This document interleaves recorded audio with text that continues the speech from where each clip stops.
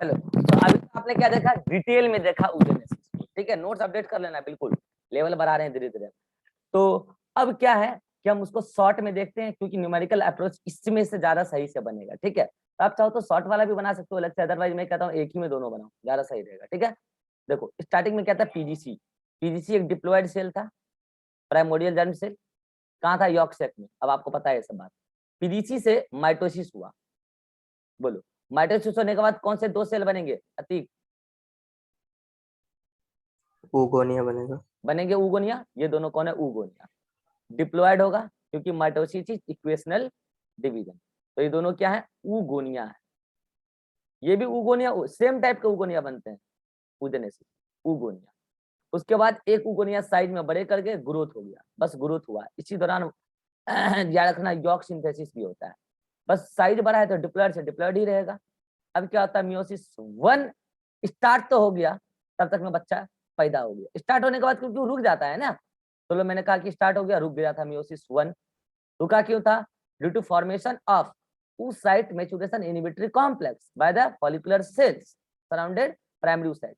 ठीक है, तो पहली बात तो ऊगोनिया बड़ा होकर प्राइमरी oocyte बने, और उसके बाद मियोसिस 1 अटक गया। लेकिन जैसे बच्ची पैदा हो गई तब तक, तो पैदा होने के बाद एफएचएच आया और मियोसिस 1 को कंप्लीट कराया। इवन मियोसिस 1 को कंप्लीट कराने के बाद मियोसिस 2 तो स्टार्ट भी वो करा दिया था। तो पहले तो मियोसिस 1 कंप्लीट हुआ, तो बने, एक तो बना, दो हैप्लॉइड सेल बनेंगे, ये हैप्लॉइड, ये हैप्लॉइड। एक तो बनेगा पोलर बॉडी, और प्राइमरी oocyte के बाद क्या बन जाएगा, सेकेंडरी oocyte, सेकेंडरी oocyte। और ये मेटाफेज में अटक जाएगी, क्योंकि म्योसिस टू स्टार्ट हो जाएगा, लेकिन इनहिबिन आके इसको मेटाफेज में अटकवा देगा। जब स्पर्म का एंट्री होगा, तब ये oocyte, यहाँ पे म्योसिस 1 हुआ है, तब जब स्पर्म आएगा, तब oocyte का होगा म्योसिस 2 पूरा, और तब अगेन एगो छोटा सा सेल बनेगा और एगो बहुत बड़ा सा सेल बनेगा, और हैप्लॉइड से दो हैप्लॉइड सेल ही बनेगी म्योसिस 2 में। ये अगेन कहलाएगी पोलर बॉडी, और ये कहलाएगी ओवम। ये क्या कहलाएगी, ओवम। अब बताओ, ये पहले पोलर बॉडी ये वाली बनी है, तो क्या इसको हम ऐसा बोल सकते हैं, प्राइमरी पोलर बॉडी, और इसको सेकेंडरी पोलर बॉडी। हाँ, कोई दिक्कत नहीं है, बोलो। अब इसमें देख लो स्टेज, स्टेज में क्या, तो सिंपल हो गया। अब आप ही देख लो, आप ही बता देना नाम। यहां से यहां तक, अरे यहां से यहां तक एक स्टेज हुआ, यहां से यहां तक एक स्टेज हुआ, उसके बाद बच्ची पैदा हुई, उसके बाद यहां से यहां तक एक स्टेज हुआ। चलो, इन तीनों स्टेज का नाम बताओ, इरहान।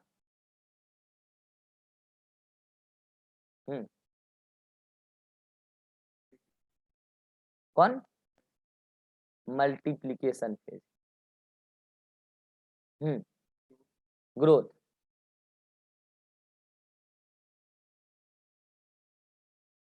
Maturation, maturation.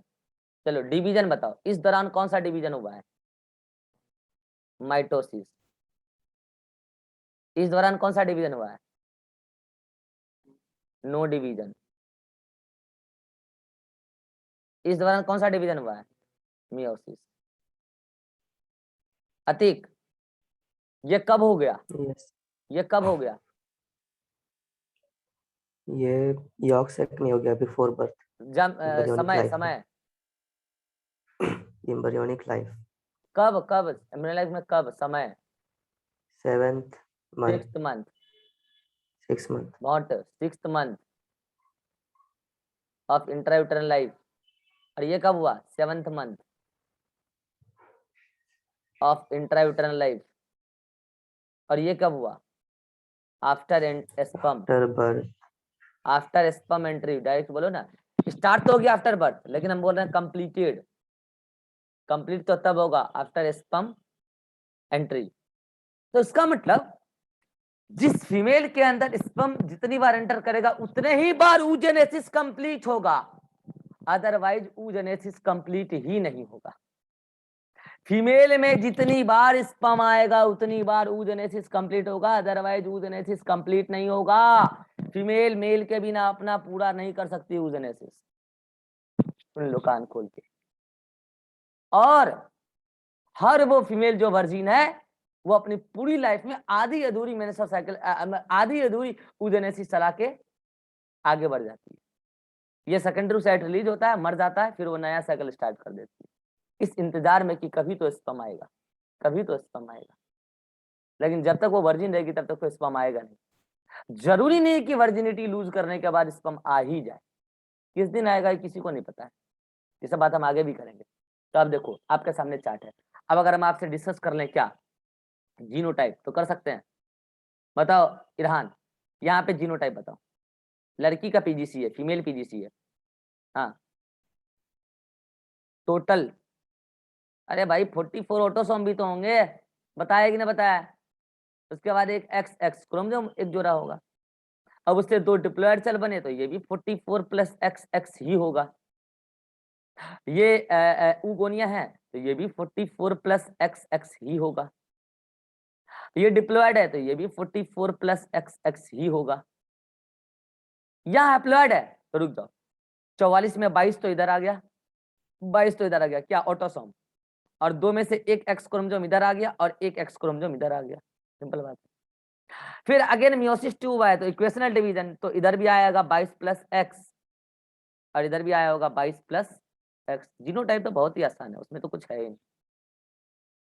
अब बोलोगे सर एक बात बताइए, ये पोलर बॉडी बनाने की क्या जरूरत थी।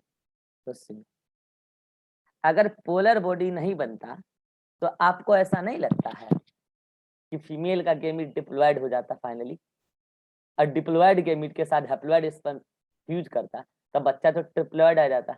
फिर जनरेशन ओवर जनरेशन तो प्लॉयडी नंबर बढ़ता चला जाता है। एक तो कारण ये कि प्लॉयडी नंबर मेंटेन करना है। दूसरा, हम नहीं चाहते कि एक बार में कई सारे सेकेंडरी oocyte बने या एक बार में कई सारे ओवम बने, हम नहीं चाहते। हम इस इकोसिस्टम में एडवांस ऑर्गेनिज्म है। लोअर ऑर्गेनिज्म बनाते हैं एक बार में कई सारे सेकेंडरी oocyte, कुत्ते बिल्ली बनाते हैं तो कई सारे ओवम भी बनते हैं, एक बार में कई सारे बच्चे भी पैदा करते हैं। हम नहीं चाहते हैं ऐसा, हम इकोसिस्टम एडवांस है। हम चाहते हैं कि ज्यादा बच्चे पैदा न करें, लेकिन जो करें उसकी सर्वाइवल रेट बड़ा तगड़ी हो। कुत्ते बिल्ली के बच्चे पैदा होते ही मर जाते हैं, कई तो कई ज्यादा सर्वाइव नहीं कर पाते, आगे फूड नहीं मिल पाता। हम इकोसिस्टम एडवांस पे हैं, तो हम चाहते हैं कि हम जो आए वो सर्वाइव करे, हमारे जो बच्चा है वो सर्वाइव करे। तो हम चाहते हैं उसको एम्ब्रियोनिक पीरियड में कौन न्यूट्रिएंट देगा, वो अभी बच्चा अपना तो सेल नया बनाएगा नहीं, तो उस एम्ब्रियोनिक पीरियड में माँ अपना साइटोप्लाज्म पूरा का पूरा उसको देने का प्रयास करती है। इसीलिए यहाँ पे अनइक्वल मियोसिस हुआ है।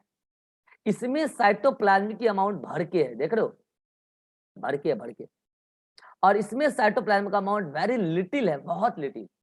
इसलिए ये थोड़े ही दिन के बाद डीजेनरेट कर जाएगा, मर जाएगी, डीजेनरेट कर जाएगी, मर जाएगी। फिर बनेगा सेकेंडरी oocyte, इससे भी सेकेंडरी पोलर बॉडी बनेगा, ये भी थोड़े दिन के बाद क्या हो जाएगी, डीजेनरेट कर जाएगी। अब तुम बोलोगे सर जैसे सेकेंडरी oocyte मियोसिस 2 शो की, क्या ऐसे primary polar body secondary meiosis 2 नहीं कर सकती है? नहीं करती। अगर करेगे भी ना तो 2 को पोलर बॉडी बनेगी इससे, वो दोनों भी मरेगी। वो तो उसमें तो और साइटोप्लाज्म कम होगा ना, हैप्लॉइड सैप्लॉइड बनेगी और साइटोप्लाज्म का बंटवारा हो जाएगा, वो तो उसको तो तब डेफिनेटली मरना है। बोलो अब समझ में आया ये पोलर बॉडी बनाने का क्या सिग्निफिकेंस है। फीमेल चाहती है हम अपना पूरा का पूरा साइटोप्लाज्म दे दें अपने बच्चे को। तो बताओ साइटोप्लाज्म में पाए जाने वाले जो भी जीन है, जैसे माइटोकॉन्ड्रिया के जीन, या प्लांट में भी ऐसे चलता है, प्लांट का प्लास्टिड का जीन, क्लोरोप्लास्ट का जीन, साइटोप्लाज्म का जो भी जीन होगा वो कभी भी फादर का जाएगा क्या? कभी नहीं जाएगा, मदर का जाएगा। क्योंकि साइटोप्लाज्मिक इनहेरिटेंस शो करती है मदर, नॉट फादर। फादर का तो साइटोप्लाज्म स्पर्म में देखे थे कितनी को था, तो न्यूक्लियस दोनों का बराबर ही जाएगा और साइटोप्लाज्म मिल ही जाएगा मदर का। चलो ये कहानी तो हो गया। अब मुझे बताओ इस चार्ट को देख के क्या आप सिंपल सिंपल सवाल लगा लोगे? अब बताओ इस चार्ट को क्या अलग से बनाओगे? मैं तो कहता हूँ इस चार्ट में जो भी मटेरियल है वो लॉन्ग चार्ट जो बनाओगे, पिछला स्लाइड वाला, पिछला मीटिंग वाला, उसी में ये सारी बातें ऐड कर देना, मैं तो ये बोलूंगा। ठीक है, अब बताओ यहाँ से कुछ क्वेश्चन बना लोगे? चलो पहला क्वेश्चन, क्वेश्चन नंबर 1, एक ऊगोनिया से, एक ऊगोनिया से कितने ओवम बनेंगे? ईरान बताएगा। एक ओवम सही जवाब है। क्वेश्चन नंबर 2, अब भाई इस सब में अलग से नहीं लिखवाऊंगा, ये सब चार्ट में दिख रहा है। मैं एक ऊगोनिया से कितने प्राइमरी oocyte बनेंगे अतीक? एक। एक। क्वेश्चन नंबर 3, एक ऊगोनिया से जनरली कितने सेकेंडरी oocyte बनेंगे इरहान? एक। वैसे भी सेकेंडरी oocyte एक ही बनेगा, ठीक है, बाकी बनेगा पोलर बॉडी। चलो नेक्स्ट क्वेश्चन, एक ऊगोनिया से कितने पोलर बॉडी बनेंगे जनरली ये अतीक? दो। दो। जनरली तो दो ही बनेंगे। रेयरली कितने बन सकते हैं इरहान? 3। नहीं 4 नहीं, अरे लड़का ये प्राइमरी पोलर बॉडी, ये अगर दो बन जाएगा तो ये बचेगा कहाँ? ये कहाँ बचेगा? अरे इससे दो बन जाएगा तो ये तो दो बन गया ना। तो ऊगोनिया से रेयरली, ये तो बात जनरली, यहाँ बोल रहा हूँ रेयरली, कभी कभी हो जाता है ये प्राइमरी पोलर बॉडी डिवाइड कर जाता है, तो दो वो हो गए, एक नीचे वाले सेकेंडरी पोलर बॉडी, तो तीन पोलर बॉडी। बस ऐसे ही क्वेश्चन आता है। नेक्स्ट क्वेश्चन नंबर 5, एक सेकेंडरी oocyte से कितने ओवम बनेंगे इरहान? एक ओवम बनेगा। अरे सब कुछ चार्ट में दिख रहा है, आपको चार्ट समझ में आना चाहिए भाई, ऐसे तो 10-20 सवाल बन जाएंगे, तुम कितने सवाल नोट्स में लिखोगे और करोगे? चार्ट समझ में आ गया तो सब हो जाएगा खेला।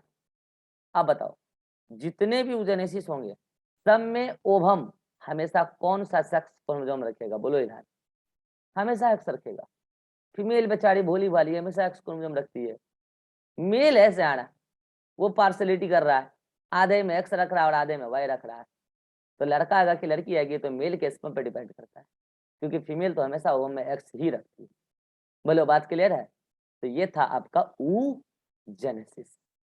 स्क्रीनशॉट लो जल्दी से। ये सारे क्वेश्चन नोट मत कर लेना नोटबुक में, नोट चार्ट नोट होना चाहिए अच्छे से बस, ठीक है। अब ये वाला जो बात है इसको मैं अलग से यहाँ पे लिखवा देता हूँ, इसको इस चार्ट में मत लेना, अलग से लिखवा देता हूँ, क्योंकि ये चार्ट परफेक्ट है, ठीक है। प्राइमरी और सेकेंडरी नाम ऐड कर लेना देख के।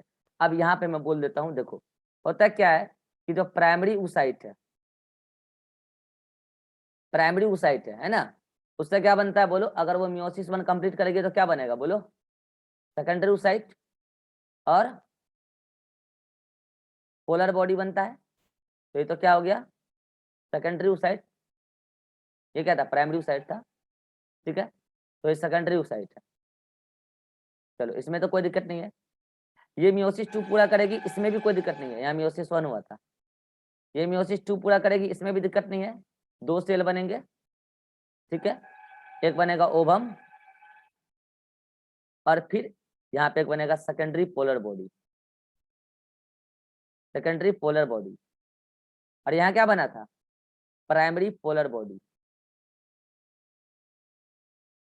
बना था। अब मैं यहाँ क्या कर रहा हूँ, क्या रेयरली, कभी कभी ऐसा होता है, रेयरली ये क्या कर देता है मियोसिस 2, तो बताओ इससे क्या बन जाएंगे? 2 पोलर बॉडी। अभी दोनों को आप सेकेंडरी मत बोला, दोनों प्राइमरी से प्राइमरी ही बनेगा, ठीक है, बस 2 पोलर बॉडी बन गए, ठीक है। अच्छा बताओ ये क्या था? डिप्लॉयड, सॉरी हाँ डिप्लॉयड था, इसका हैप्लॉयड, मियोसिस 1 के बाद ये हैप्लॉयड, ये हैप्लॉयड। अब मियोसिस 2 में तो हैप्लॉयड से हैप्लॉयड ही बनता है, क्लियर? तो इस बात को आप अलग से नोट्स में ऐड कर लेना, नोट डाल के। और क्या ऐड करोगे? पॉइंट नंबर 1, जनरली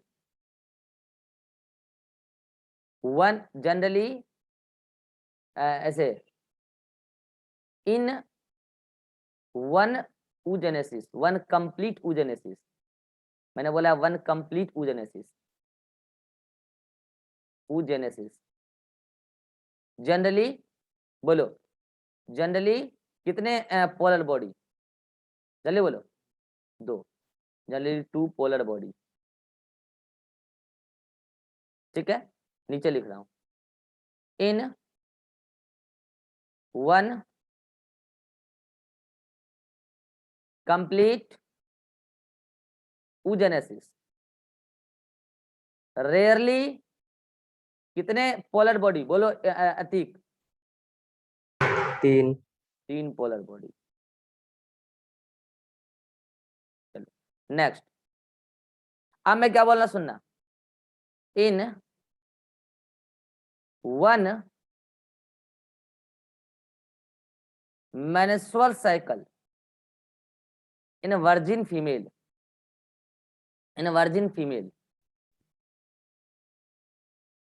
generally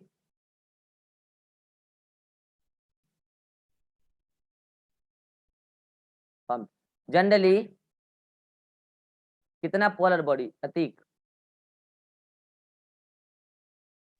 2 दो गलत जवाब, वर्जिन बोला है, बिना स्पर्म के मियोसिस 2 होगा ही नहीं पूरा, इसलिए आंसर 1 होगा। समझ में आयो? समझ में आयो? अरे आयो कि नहीं आयो? बोलो, एक लाइन और लिख लो यहाँ पे, नहीं आया ठीक? हाँ सर आ गया। In one menstrual cycle in virgin female, rarely, बोलो अतिक, फिर से अतिक बोलेगा, कितने पोलर बॉडी?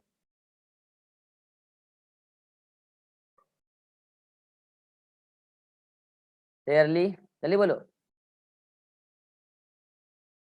रेयरली 2 होना चाहिए। 2 ही होगा। चलो अब मैं जगह क्यों छोड़ा हूँ, क्योंकि मैं ये भी लिख देता हूँ कि कहाँ पे कौन सा पोलर बॉडी का नंबर कितना है। चलो इरहान, यहाँ पे जो 2 है, 2 में कितने प्राइमरी हैं और कितने सेकेंडरी हैं, जल्दी बोलो। 1 प्राइमरी और 1 सेकेंडरी पोलर बॉडी, यहाँ पे भी 1 सेकेंडरी पोलर बॉडी। ये सब नोट्स में लिख लेना, नीट का लेवल बढ़ने वाला है बायोलॉजी में, सब पूछा जा सकता है, वो बहुत भारी भरकम चीज नहीं है, सेल डिवीजन से रिलेटेड। हाँ यहाँ बताओ अतीक, 3 गो है, 3 में कौन कितना? 2 primary 1 secondary. 2 primary polar body और 1 सेकेंडरी पोलर बॉडी। ये दिमाग मत लगा लेना कि सर सेकेंडरी फर्दर मियोसिस 3 पूरा नहीं करेगा क्या, पागल वाला दिमाग मत लगाना, मियोसिस 3 होता है क्या? अच्छा यहाँ पे 1 कौन है इरहान? ये प्राइमरी है, प्राइमरी पोलर बॉडी 1, और यहाँ लिख लो नो सेकेंडरी पोलर बॉडी, जब तक मियोसिस नहीं होगा नो सेकेंडरी पोलर बॉडी, जब तक मियोसिस 2 नहीं होगा, स्पर्म नहीं आएगा तो मियोसिस 2 नहीं होगा। यहाँ 2 में से कौन कितना है अतीक? दोनों primary polar body. 2 primary polar body, और इसमें 0 मतलब no secondary polar body. Screenshot लो जल्दी, ये ऐड कर लेना ठीक है नोट्स में। और ये कहाँ ऐड करना है, जो लंबा वाला चार्ट बनाओगे ना नोट्स में, एक ही पेज पे आ जाना चाहिए, जो पिछला मीटिंग का बताए थे, उसी में ये बात ऐड कर लेना, ये क्वेश्चन ऐड मत कर लेना उसमें। ये काट रहा हूँ मतलब इसका मतलब ये नहीं कि आंसर गलत है, काट रहा हूँ मतलब नोट्स में ऐड नहीं करना है सब, ठीक है? इसी से सारा क्वेश्चन बन जाएगा आपका। तो this is all about oogenesis। अब देखो आप नोट्स,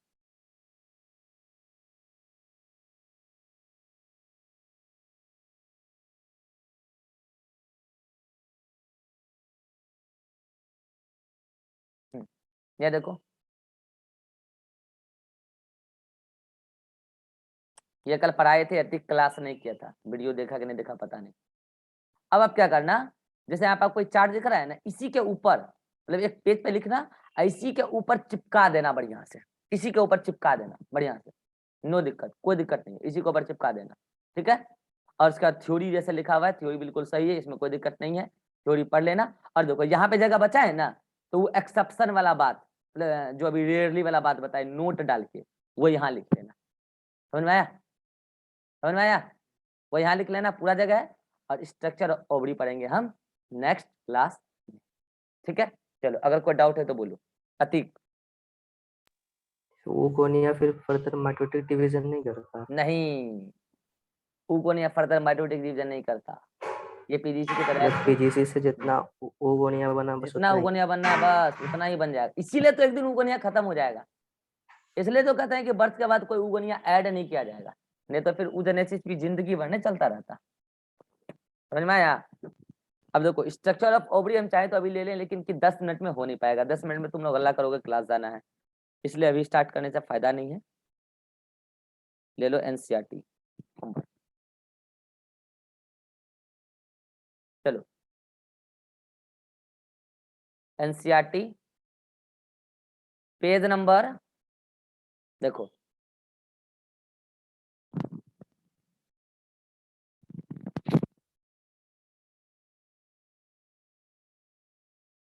जहां पे कल छोड़े थे ना, पेज नंबर 48 पर